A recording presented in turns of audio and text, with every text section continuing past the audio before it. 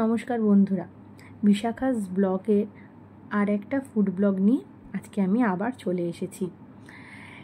আমি ধনিয়া পুরি করেছি। এটা সম্পূর্ণ আমার নিজস্ব একটা রেসিপি। সমপরিমাণ আটা আর ময়দা নিয়ে তার মধ্যে জোয়ান, নুন, ধনেপাতা, রোস্টেড কাসুরি মেথি, একটুখানি অল্প চিলি ফ্লেক্স দিয়ে ভালো করে ময়দা আটার সাথে মিশিয়ে নিয়েছি। এরপরে ময়নের জন্য দিয়ে দিলাম রিফাইন্ড তেল।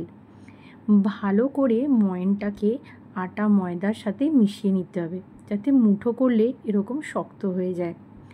ঠান্ডা জল দিয়ে ভালো করে ডোটাকে মেখে নিয়েছি, যাতে একটু শক্ত একটু নরম থাকে। খুব বেশি নরম হলে আবার মুশকিল। ডোটাকে একটু ভিজে কাপড় রেখে রেস্ট করতে দিয়েছিলাম 10 মিনিট। লুচি হালকা তেল দিয়ে বেলে নিয়ে গরম তেলের মধ্যে দিয়ে দিলাম। এপিট ওপিট ভালো করে ভাজতে হবে, একদম গোল্ডেন ব্রাউন করে, যাতে ভালোভাবে ফুলে যায়।